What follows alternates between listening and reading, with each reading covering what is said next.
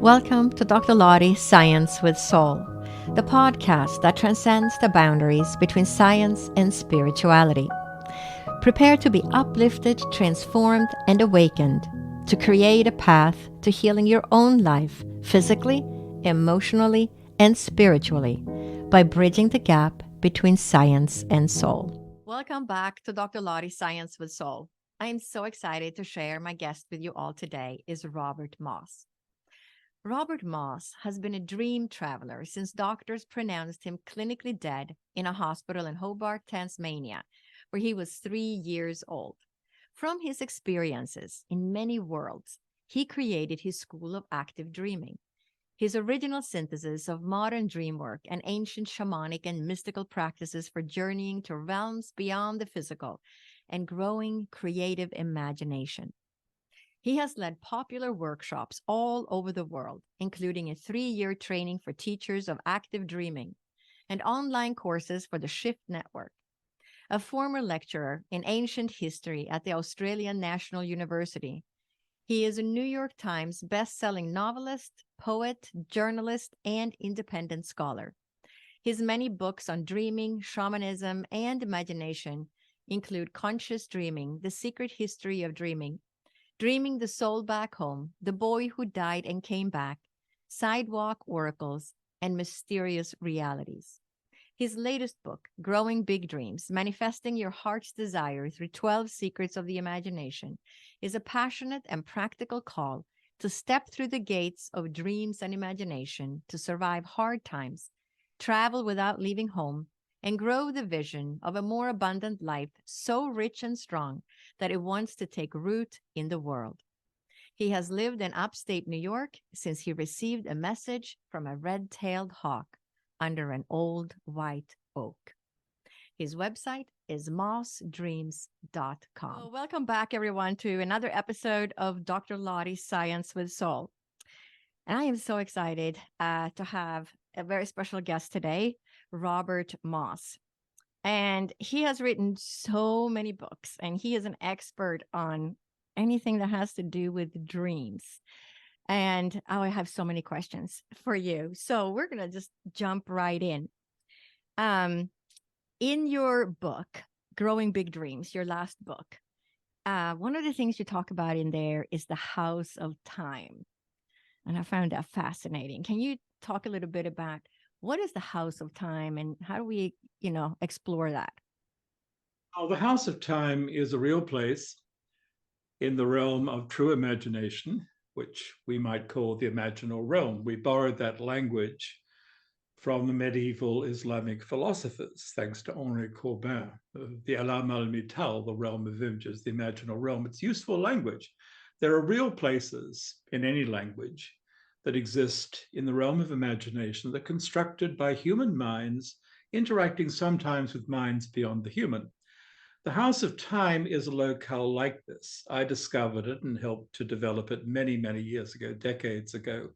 I've led many group expeditions to this place since then. It's a place that offers many portals to explore life experiences in other times, other cultures. As the name suggests, it's a place where you can travel, from which you can travel to past, future, or parallel times. It has a remarkable library where you might be fortunate enough to get information and inspiration on any subject that draws you and to attract a teacher who'll be drawn to you by affinity, in other words, shared interests, shared passions. So I've been guiding groups there for a long time, and I remember one of my own summit experiences there was when I'm actually drumming. We use drumming in my workshops to shift the mind and maintain fuel and focus. So I'm drumming for a group. We're all inside the House of Time. I mean, it's not a fixed environment. People are seeing it in different ways. It's not absolutely laid upon them like a hypnotic trance. They'll see it in their own way and add to it. And I'm in the library and I hear a voice, beautiful voice, coming down from the top of a spiral staircase I had not noticed before. And the voice says, "What better guide to the other side than a poet?" And I look up. And there in a cape or a cape-like overcoat is William Butler Yeats, the dead Irish poet, who I loved since boyhood, many of whose poems I can recite. And this began a series of conversations not just in that journey, but in liminal space between sleep and awake, which led me to write a book of mine called The Dreamer's Book of the Dead, which is all about what might happen, beyond death and how we know about it. And you want guides for that kind of thing. I mean, Dante had Virgil. I got my version of William Butler Yeats. Is it Yeats? Is it a projection of myself? That's open to discussion, but the material is very good. So it's a place that is full of possibility, and it's one of a number of such places which we can learn to visit. It's a gated community. You don't get there without an invitation. And the invitation doesn't necessarily take that much work, but it does mean that you've got to be ready. So you actually can't just walk in on a place like this. You have to learn and demonstrate that you have learned enough to be worthy of entry. Very good opening question, Lotte. You're going in the deep end. That's good. So, time. So does time exist in other realms the way we experience time in this realm? Well, the point is we can step in and out of time. I mean, Einstein said that time is just a human convenience, a way of ensuring that things don't happen all at once. And I mean, that sort of makes sense. I mean, there's clock time. You and I are on clock time. We agreed to meet at a certain hour according to the clock.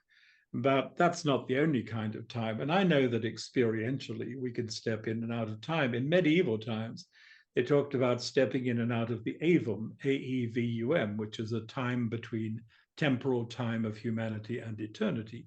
That's one way of looking at it. In dream time, whether it's a sleep dream or a lucid dream or meditation or shamanic journeying, these are all forms of dreaming as far as I'm concerned.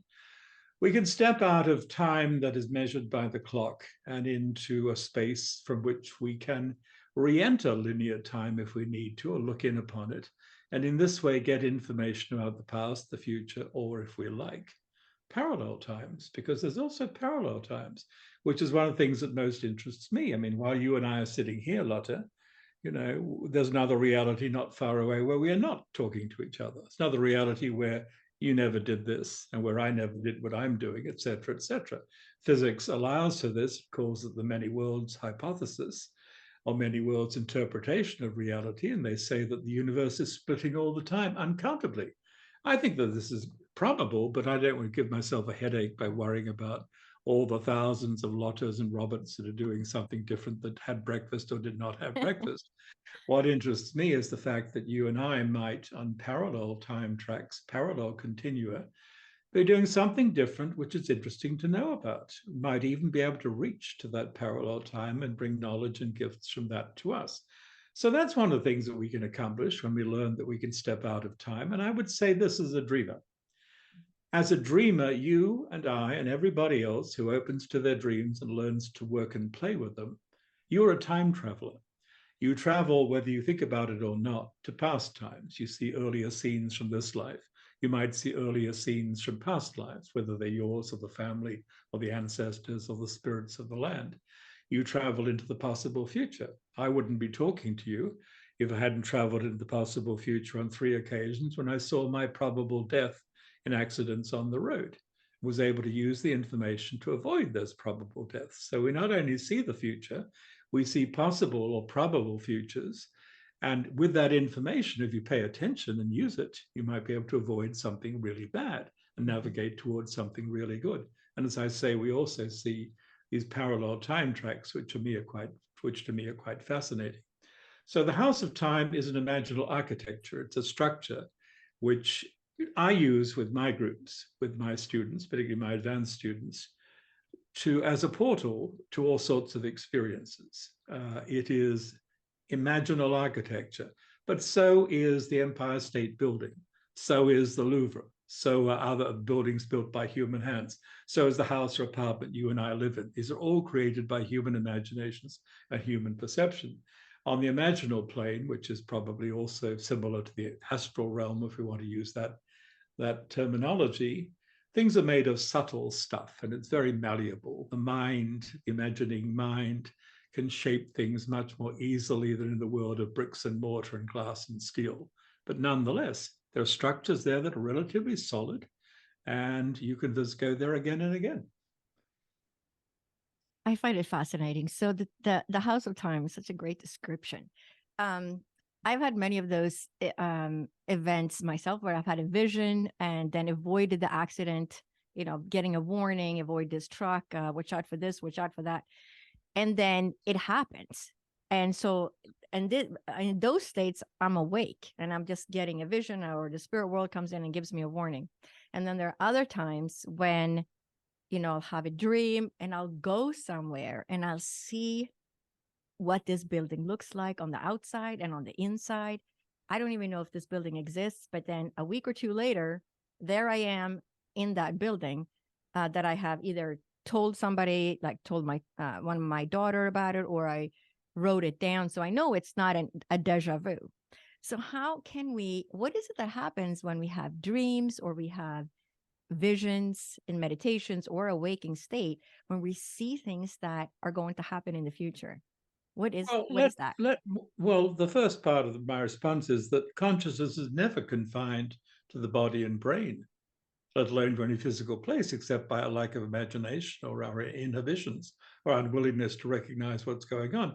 I will add, it's not necessary to go to sleep in order to have these experiences. Many of my most important dreamlike experiences are in the in-between state, the liminal state between sleep and awake, which so little of the literature mentions. I mean, this is absolutely fundamental to me. The sleep researchers' term for this is hypnagogia, which is about what happens when you're not awake, you're not asleep, you're somewhere in between. It's before you've fallen asleep, it's the middle of the night, it's before you wake up. The ancients understood that this is God space, in the sense this is a time when larger forces have access to you and you're very psychic, very intuitive. And it could happen in the midst of a bright day. The problem is our waking inhibitions, our left brain attitudes get in our way. So where do you put yourself in a space? Where do you find yourself in a space where those inhibitions are dormant and you could simply see and perceive? I mean, you're an intuitive, you know a lot about how to do this. So it's not about what happens during sleep, it's about waking up to more of what is possible. How is it possible to see the future? From my point of view, because consciousness is not confined to the body and the brain, some aspect of ourselves may be forever scouting ahead, checking the roads ahead for our survival, for our well-being. It's part of our survival instinct. When we were naked apes, at risk of being eaten for breakfast by leathery pterodactyls and saber-toothed tigers, it was unsafe to sleep. Part of us is out there scouting the environment and telling us when we need to wake up and move and so on. So that carries on. For all our technology, we still need that kind of basic survival kit. That's radar, if you like. So, I subscribe, I'm very old age about this, Lotta. It's nothing new age about me. I'm very Paleolithic. When we look back, the oldest understanding of dreams and dreamlike states is we go traveling. We travel beyond the body or we receive visitations. And I think this is actually basically correct. There are many kinds of dreams. They don't all fit that description, but particularly in our psychological era where we have all sorts of dreams inspired by our shrinks and therapists and our waking attitudes and so on. But so this doesn't cover all dreams. There's a wonderful bevy of levels and kinds of dreams, but interesting dreams are sometimes the result of traveling, going somewhere. And amongst the places we travel when we go beyond the body and brain is the possible future. And once you've had the experience, which you and I have both had, of seeing something before it happens, you have confidence that, okay, I can see the future. So wait a minute, can I see the future and change it if I don't like it? Or if I see a future that I do enjoy, can I use that information to navigate my paths so that I catch up with a desirable future? This is the interesting thing. I'm not interested in simply seeing things that are going to happen. I mean, this could be terrifying, boring, disheartening. You see things that are going to happen and you don't like them. Look at our world. I don't want to spend all my nights or all my days thinking about bad things that are going to happen. I'd like to change them. Okay, maybe I can't do that on a world scale, but maybe I can get a little glimmer from time to time, which enables me to do better. I'll give you the most simple kind of example of a helpful dream of the possible future. So I dream that I'm trying to give a lecture in an auditorium where people cannot hear me because the air conditioning is unbearably loud and crackpot and making horrible noises. But to turn it off and open the windows would let in the searing heat outside the auditorium. So I wake from this dream, irritated, and think, wait a minute, I asked the question, could this happen in the possible future? So we're already talking about technique, about practice. Could I be in this situation? And I checked my calendar. Yes, I have a summertime engagement at a college. And we're actually, most of the students are away, but people will be there. And I decide, because it's in driving range, I'll actually go out to the college and check the setup. The air conditioner is exactly as I saw it in the dream. You turn it on, clank, bang, you cannot hear things. And already, though it's not full summer, you open the windows, it would be impossible to breathe in there. So we had the lecture moved to another place. Small, trivial, but, useful to get right. So if you can dream about something as trivial as trying to get the AC right in a lecture, theater, a couple of months ahead, you can probably understand that you might be able to dream about more important things. But you get to this understanding, the practical understanding of that you have information here you can use to do better. Once you've confirmed to yourself, as you have, I believe, and I certainly have many times, that you've simply dreamed something or seen something, perceived something, intuited something before it happens. So you have insight into the future. And once you see something that does happen, you can then raise the more interesting question, okay, if I can see things of the future that will happen, can I see in such a way that I can change the future, modify the future, tame and gentle the future if I don't like what I saw, or alternatively, if I like it, can I make a plan which might require work on my part to navigate towards that vision of alluring possibility? Have you ever had an experience where you're seeing the future, but then you weren't able to change it? Oh, there are things that I've felt unable to change. I mean, my personal deal with my dreaming is I don't want to see too much of things that I cannot influence or cannot use in a helpful way, because all sorts of terrible things are going on in our world. And I don't want to spend all my nights or all my days thinking about all the things that are going wrong and can go wrong. Um, uh, I've seen things that I cannot change in terms of the facts, but might be able to gentle and modify in terms of how the facts are enacted. For example, you see the coming death of someone or the coming medical crisis of someone. Mm-hmm. And because of life karma up to this point, lifestyles up to this point, you probably can't stop that event. And you choose probably not to talk directly to the person with terrible information of that kind, because it might, we are suggestible, it might push them towards it. But what can you do? Well, you can be nice to that person, you can communicate with them, you can see whether you can play soul friend in terms of getting them ready for what lies ahead, and you can talk to the family, help prepare the family for the event. So that's the kind of thing where, though you might not be able to change the event, you might be able to change things around it. I've seen coming natural disasters, and I've basically been able to say to friends, okay, don't take your vacation there, or something like that, or check how you are in terms of a possible fire, possible wildfire in the area, that kind of thing. Because unless you're on direct, intimate relations with the goddess of the volcano or the spirit of fire or earthquake or whatever, you might not be able to affect what's going to happen with natural disasters, but maybe you could prepare for it. Now, I think in terms of the history of dreaming, and I'm a historian as well as other things, I think back to the great Asian tsunami of 2004, which killed a lot of people around the Indian Ocean. There are islands in the Indian Ocean called the Andaman Islands. So the Andaman Islanders are a dreaming people. They are, in terms of the way we describe them, savage or primitive people. They use bows and arrows. They go fishing. They don't like modern technology. They don't want to acknowledge that the Indian government says that they are their rulers. When the tsunami came in 2004, the Andaman Islanders disappeared from the seasonal fishing villages they have around the shore. I know people thought they'd been washed out. They'd just been destroyed by the immense waves. Then the Indian Army helicopters checking the islands come overhead. Andaman Island comes out with a bow and arrow and fires the helicopter saying, go away, we don't need you. What happened? They survived because they dreamed it. They have a practice of community dreaming. They go into their big houses, as they're called. They lie in a sort of cartwheel formation. They make it their intention to dream on practical things like, where are the fish? that we're going to seek today, whereas the jackfruit that we're going to eat. And on this occasion, they picked up the news that something which they probably didn't call a tsunami, but something like a giant wave was coming. And of course, they read the waves and the winds and the fish better than most people. So they left their coastal fishing settlements. They went up into the hills. They were not there when the tsunami came, and they survived. So that's a very practical example from a whole community of how dreaming can be a community practice that can get people through. I sometimes think when people talk about this in our society and don't understand, that the dreams are important, they don't understand how practical this is. It's mystical in the sense it puts us in touch with soul. It can connect us with our life purpose. It can show us our spiritual guides and teachers, but it's also what gets us through when we're really up against it. And ordinary recourses are not working, and our ordinary tools and connections are not enough. It gives us something more.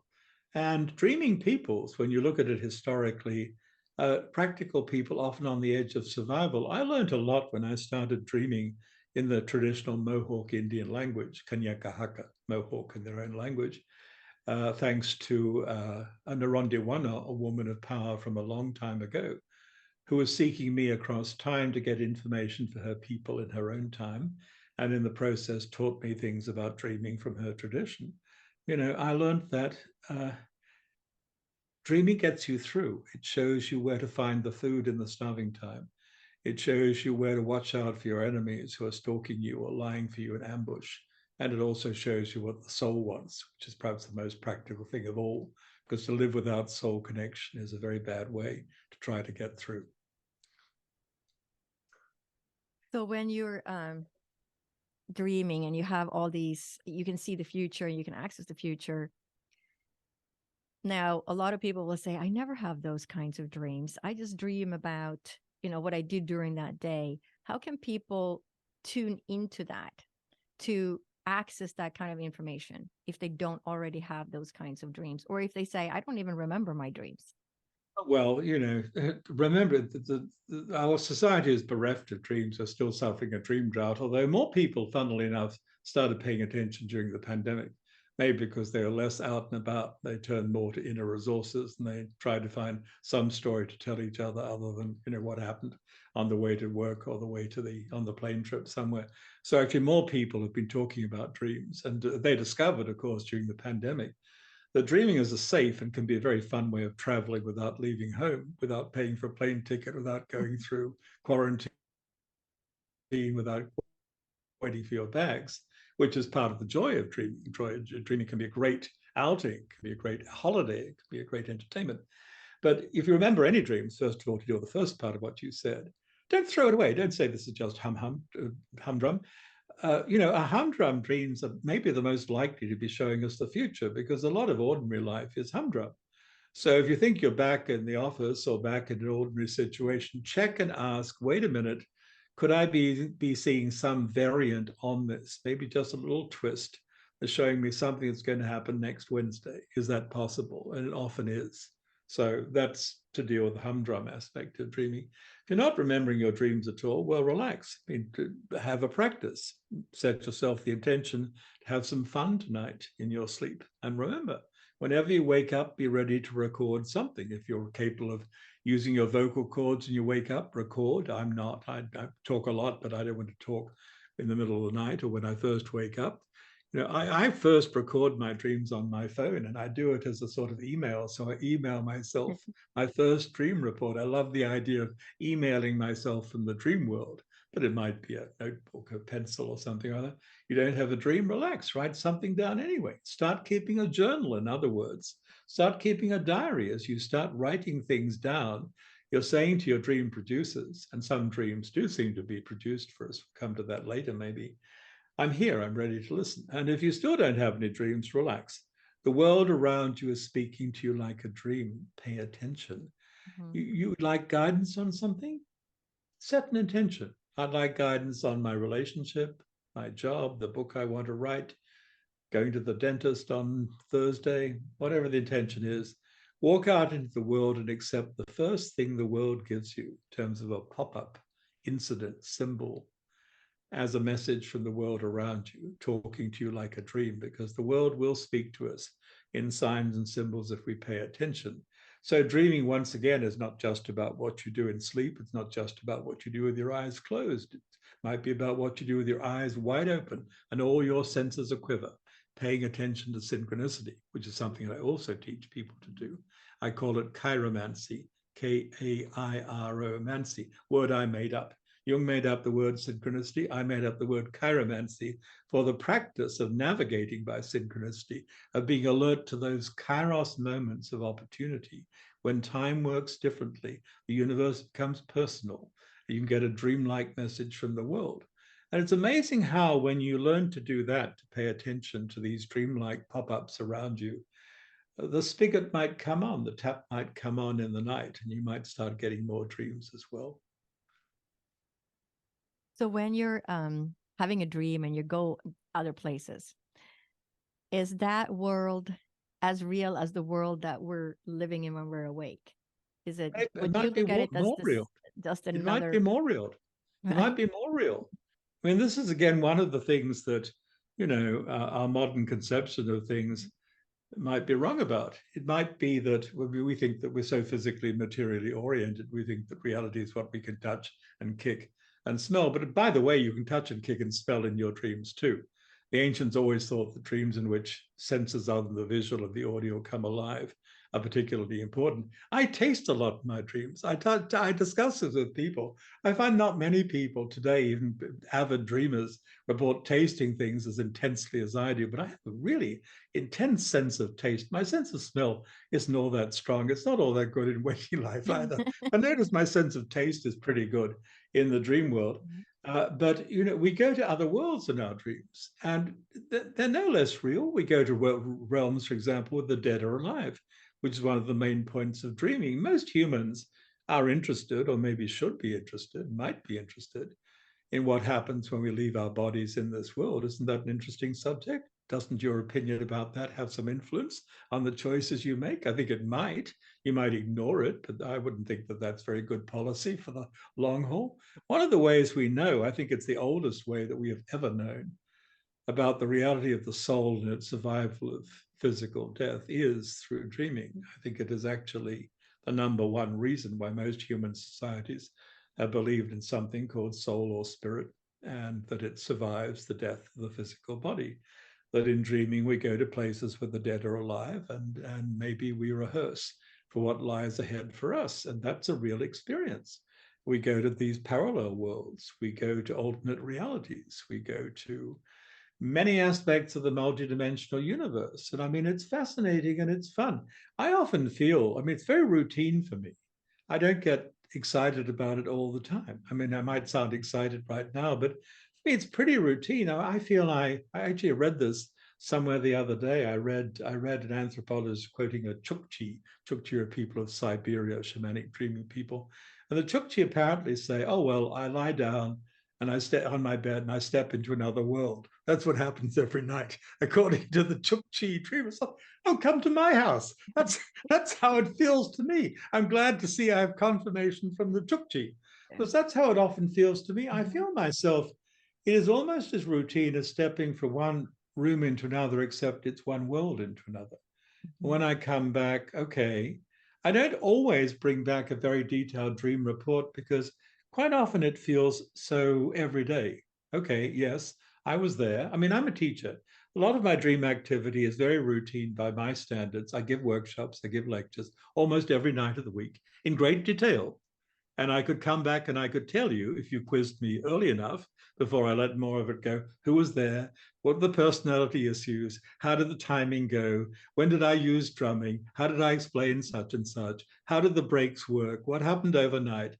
It's like that. I mean, it feels absolutely granularly real to me. And then I get reports, because of course lots of people in communication with me. I have thousands of students who seem to like me and share things with me. I get reports every day, sometimes dozens of them, but at least 3 or 4, of people say, Robert, I was in a workshop or a lecture with you last night. Not just I dreamed of you, and I can't remember everything you said, but can you tell me what you might have said about such and such? So So I get, see, this is one of the ways that we get confirmation about things. I have a skeptic in my left brain who's going to make me check and test and verify everything. And it's important for all of us to keep that kind of skeptic alive and not just get mushy and new agey and sloppy about these things. I mean, I'm a former historian. I'm still a historian. I'm a former investigative journalist. So I'm used to fact checking. And I do this with dream activity too. And by the way, the thing I most commonly do when I come out of my dreams is I hit Google or my own library. I have lots of books. And I research the odd name, the odd detail. Did a Roman centurion really dress like that in the 2nd century? Is that the name of an area in Hyderabad province in India? Things like that, very specific. I get very specific information. I'm bookish, so I get lots of specific information. I'll go and check it. I'll go and research. And when I can find something in my research that I didn't know beforehand, that satisfies a skeptic in me that I went somewhere and learned something beyond the ordinary. But another way that we know that we went somewhere and did something beyond the ordinary when we experience what is sometimes called mutual or interactive dreaming. We've dreamed with someone else. Our experiences overlap. When we write up what we think happened last night, there are points of comparison which are so close. It's hard not to believe that one person is looking in on another or actually encountering and being with someone other than the dream world. You can do this with intention, of course. I mean, I train people to have benign and helpful rendezvous and meetings in the dream space and to embark on travels together. In the workshops, we often have a whole group of people flying together, traveling together to a space in non-ordinary reality. I remember when I first introduced this stuff to a world audience at the University of Leiden in the Netherlands in 1994. I had 300 people in the room for one workshop, and I said, form couples, form dyads, find a partner. You're going to do this. And they're mostly academics, scientists, psychologists, shrinks. Find a partner. Here's what you're going to do. You're going to tell each other a dream. And then during the drumming, you will take turns, I think I said, to enter each other's dream. One as dreamer, you're going back inside your dream to get more information, which is a core technique of my approach. You've been somewhere in a dream, you can go again. The other person will follow you into your own dream with your permission as a tracker and try to get more information from you from their point of view inside your dream.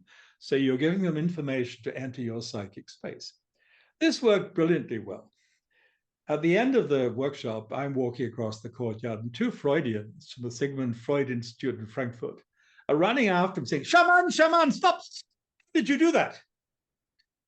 He was inside my dream. He saw things I hadn't told him that I would wish he had not seen. How did you do that? Did you hypnotize us? Oh, yes, I walked around hypnotizing 150 couples.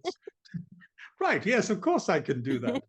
So it's interesting how rapidly this can work. Of course, the hardest people to work with sometimes are highly educated, cerebral people, including psychiatrists and psychologists, Lotta.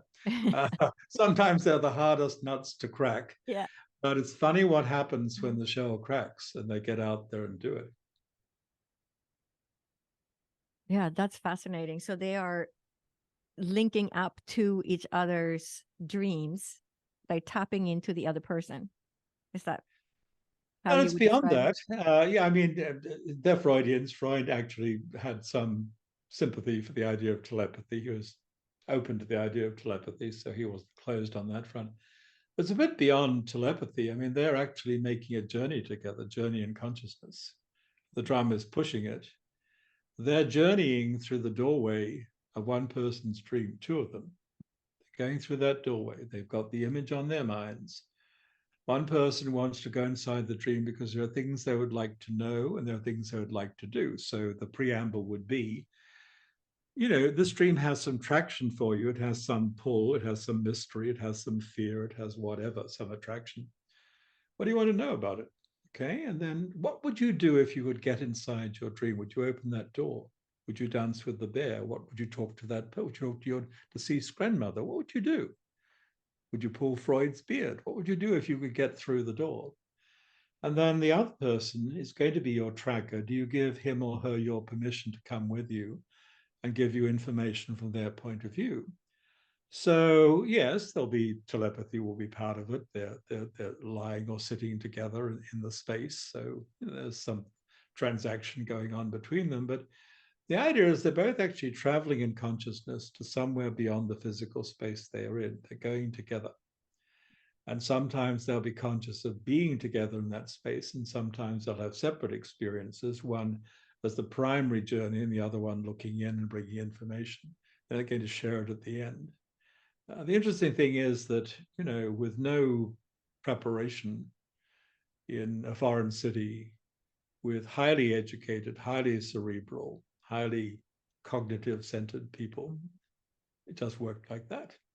Worked like that. Bang. So when people are dreaming or in this state, um, do you believe that the spirit world has their realm? When we got the dream world, we got our realm. But when we are dreaming, people often talk about how the spirit world, or their mom just passed away and they visited them in their dreams. So is that when we're dreaming, are we then more open to communicate with the spirit world? Absolutely. Once again, it's not necessarily to sleep or to dream in the general sense of the word in order to be open to the spirit world. The spirit world is there. It is thickly settled, as they say in Massachusetts. The world around that air around us is thickly populated, thickly settled. And if you're not careful, or if you're open to it, you might find yourself overwhelmed by just how much activity is all around you. You're probably very familiar with this. I personally don't want to see the spirits with my eyes open unless I absolutely have to, and I don't want to be open to just anybody barging in on me. However, there are many cases where people want to have contact with the spirit world because, for example, they want to be in touch with beloved family members or friends. They want to have guidance. They want to have assurance about the larger reality. And dreaming is probably the ideal way to do this because, once again, your left brain inhibitions are down. But it doesn't have to happen in sleep or dreaming. It could happen for people who are halfway intuitive or sensitive at any time, as you well know. But particularly in dreaming, contact with the spirit world in the sense of the departed now is not weird. It's not supernatural. It's common and not that difficult to arrange for three reasons. Our departed are still around, right? Yeah. That could be okay or not okay. They're around because they think you are clueless and you need some guidance. They're around because they don't know they're dead. This is not so okay. They're around because they want another drink or something else they are still addicted to, and they think maybe you're the place to be. You're their bar, or you're the one who's going to satisfy their needs. They're around because you're familiar and feel safe. They're around because they're lonely. They're around because they think they're damned and they don't want to have to go out. All sorts of reasons. So they might still be around. Could be okay, could be good, bad, or mixed. After a certain point, it's not okay because if the departed linger too long, we're often in the situation of being caught up in the heavy energy of the dead. In the West, we don't talk enough about the different aspects of energy and spirit that survive physical death. And this leads to great confusion. Great confusion. I'm very conscious of this. I always have been. Very conscious of the need to discriminate, to discern between the heavy energy of the death, which the theosophists and others used to call the etheric double, for example, and other aspects of the dead, like the astral body, like consciousness on higher levels. So, to return to the main threads, our dead might still be around. And of course, they're not dead. They might still be around. That might be okay or not. They come visiting. They visit each other for the reasons that you and I call on each other, and then some, for a whole range of reasons. They want healing and forgiveness. And one of the most beautiful things for us to realize is that healing and forgiveness are all available, always available across the apparent barrier of death. This is a great thing to awaken to on both sides. By the way, of course, the dead don't change immediately just because they're dead. They might be more like they were before they died and more problematic, but eventually things will evolve. Healing is possible.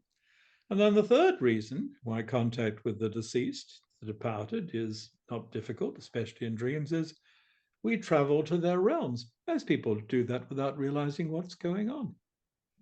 We might do it every night. I mean, that's why I say to people, quite apart from who you meet in your dreams, look at the location, location, location, location.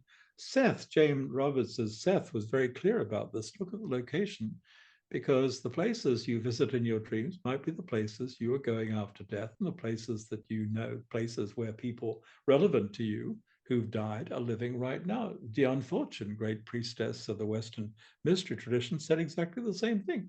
Pay attention to the places that you visit in your dreams, because they're probably the landscape, the buildings, the structures of the environment you're going to. So all of this seems incredibly clear to me and basically incredibly simple. Handling it case by case can be a bit more complicated, particularly when you've got to help people disentangle and separate from problematic continuing relations with the dead on the wrong heavy level of energy. But once again, it's not essentially about what happens in sleep or dreams. It's about what's available to us. However, given our state of mind and the inhibitions we carry in Western society, for most people, the easiest way to get in touch with all of this is through dreaming. There's an old now, called The Sixth Sense, where the boy says to the Bruce Willis character who's trying to contact someone who's living. I think Bruce Willis is dead. I might have it back to front. But anyway, someone is trying to communicate between the dead and the living. The boy says, talk to her in her dreams. That's the way you will get through. And I say the same thing to people. Talk in your dreams. Be open to that. So we're talking about the spirit world and moving on. Can dream work help people who are dying? Absolutely. Dreaming is the best preparation for death. There's a saying of the Lakota, the path of the soul after death is the path of the soul in dreams. Once again, dreaming, we become familiar with worlds beyond the ones we know. And we might be visiting and checking out the place that we're going. We make connections. We have a sense of continuity, a sense of destination beyond the obvious. I will say to people, one of the great gifts we can give to people who are dying is simply to ask them, see if they remember a dream. You don't have to do an interpretation. You don't have to do any dream work with it. Just ask them to remember a dream. Would you like to hear a story about this and how it evolved in the life of someone who was approaching death? We'll take a couple of minutes. So a friend of mine said, how do I help Dad? Well, what's Dad's situation? Oh, he's in a nursing home. Okay. He's had a series of strokes. Yeah. It's good, man. Senior executive, outdoor life, no inner practice of any kind. I'd mentioned dreams. He'd say, oh, yeah, you and your new age friends, real men don't dream. Okay, fine. What can I do? I said, just ask him if he ever remembers to tell you a dream. Well, I can try. So this is the whole practice.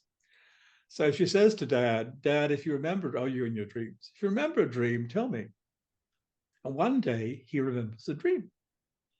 It's about a hose that's squirting in all directions, and it reflects the wretched state of his plumbing, his physical plumbing at that stage. It's a bit embarrassing, it's a bit funny, but he tells it, the mood lifts. Then after that, he starts reporting dreams. And every time he has a dream, he's like a kid who's got an A or a gold scar for the first time.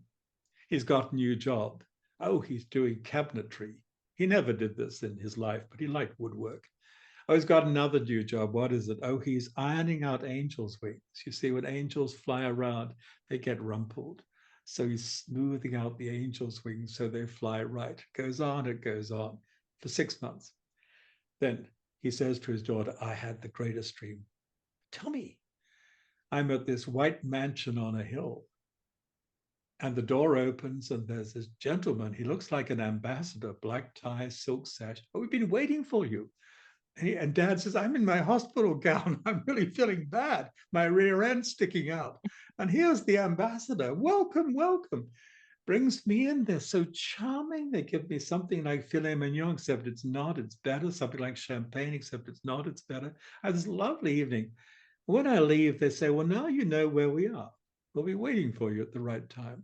And now Dad, who always liked to have the right connections, has confidence.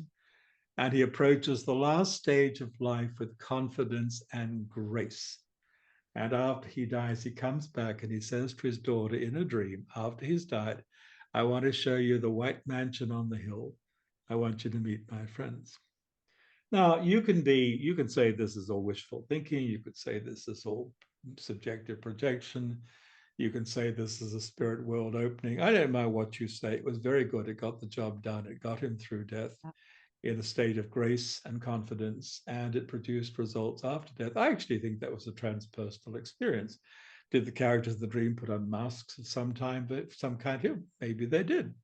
But I will judge by results. The real is what works, said Mr. Jung, and this worked.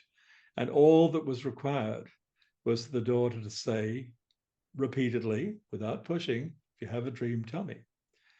And if they don't have a dream at the end of all this, we can grow a dream for them. One of the techniques I teach, which is a very radical case of benign projection, one of the techniques I teach, I call dream transfer.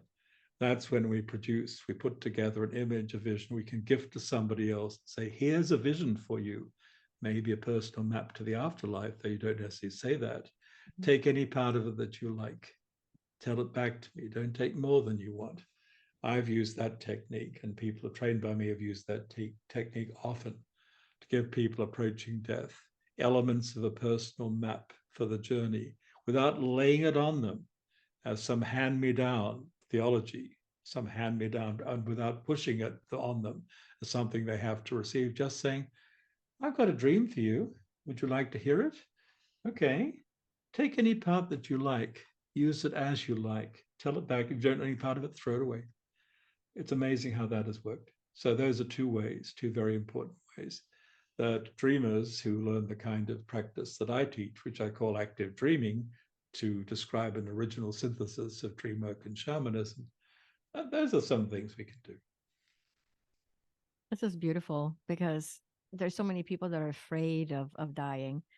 If they could just learn how to do, how to dream and see it, and then have a beautiful transition. So much love and beauty in that whole experience, not just for the person who is ready to leave this realm, but also for the people around them to see that that person then comes to peace with passing over to the next state of their journey. So it's a really beautiful way to transition. Yes. Yeah. I know we're coming to a close with this podcast, but I have one more question, and it's about nightmares. So people who have nightmares and they have repeating nightmares, do you have any advice for those people, or people who have children who have nightmares? How can we help them? Let's be clear about the words we're using. For me, a nightmare, you might not hear this from other people. For me, a nightmare is just a bad dream or scary dream. It's a broken dream. You're so scared you run away. You slam the door and say, oh, thank God it's only a dream. I hope never to have that again. You leave it unresolved, aborted, a nightmare. The sovereign remedy for this is to learn to stay with the dream, to go back into it if you've left it, or stay with it next time it happens and confront the issue on its own ground. Now, you might need support. You might need allies to do that. So you might need people to help you summon those allies, whether they're angels or spirit animals or something else, in order to confront the threat. And sometimes what you discover is that what you fear is your own power waiting for you to brave up. I mean, I met the bear that way when I first started living in North America. I started having terrifying dreams of a giant bear that was trying to get in my bedroom, and then the bear is there and it can't fit, but there it is, and I'm not happy. And eventually I decided I better face this. This is many years ago, decades ago. So I sat in an easy chair in my living room and I summoned the dream. It's there, bang, I can see the bear, I can smell the bear, the bear is rank and feral. And I'm scared. I know it's a dream, it's a vision, but I'm scared. The bear is really there. I step up to the bear, I force myself. And the bear wraps its arms around me. I think that's it, I'm dead. It's going to crack my rib cage. But it's a gentle bear hug. Suddenly we're the same size. It goes on and on. So I'll just cut to the important bit. At a certain point, I notice, because the bear makes me notice, that we are joined at the heart. There's something like an umbilical pumping life energy back and forth, heart to heart. Somehow the bear and I are joined at the heart. And the bear says to me, mind to mind, call on me and I'll show you what you need to heal.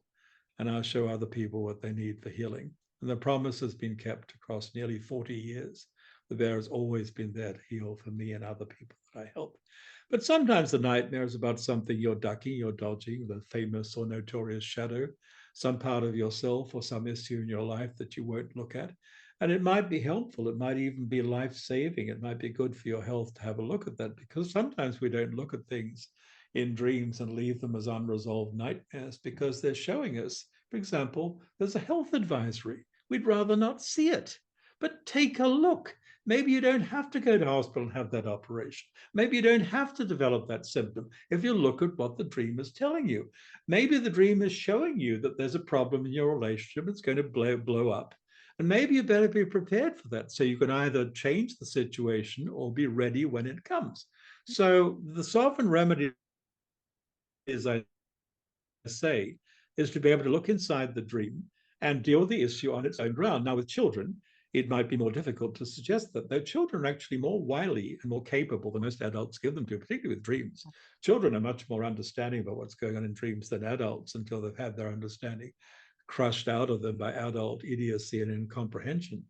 But I remember I had a young girl once, and the family asked for help. She was, I think, 9 or 10 years old at the time. And her problem was not nightmares, but really night terrors, formless night terrors. And I understood, talking to her, these were probably an effect of dysfunction in the family and psychic disturbance in the house and the neighborhood, etc. So the easiest thing to do with her was to give her an ally. So I gave her a Roman soldier. I'm a boy. I still have toy soldiers. He's a plastic soldier. I gave her a Roman centurion. I said, here's your guardian of the night. She wasn't that young, I think 9 or 10. Here's your guardian of the night. He's going to look after you the night. Call on him. 3 years later, we're at a family party. There she is. She says, Robert, Lex was great. Lex? She's really dismayed that I don't know what she's talking about. Lex, oh, the Roman soldier. Oh, the Roman soldier. Tell me about Lex. Oh, he's 10 feet tall now. And you're right, as promised, he's on the case. If there's anything scary in my dreams, Lex is on it. He doesn't let anything bad happen. So that's a case of improvisational, shamanism, priestly protection work, I don't know, psychic defense. I gave her a form that could become a focusing point for some energy beyond either of us, probably, that was protective. Her imagination went into it. My suggestion went into it. Maybe something else came into it too. But he became her guardian of the night, and he worked. He was on the job.